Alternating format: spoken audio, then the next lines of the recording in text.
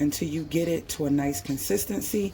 And then before I get it completely folded, that's when I like to put my chocolate chips in. But here's the trick to not letting your chocolate chips sink to the bottom. You want to add flour to them. Let me show you. Now these are optional, but I like to put about a cup of chocolate chips in mine, and these are semi-sweet from Aldi's.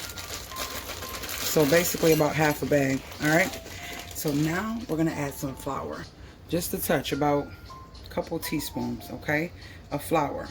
And what you're gonna do is just mix that up. Make sure that flour is coated all over the chocolate chips, and this is going to save you when doing chocolate chip muffins, chocolate chip cookies, or anything.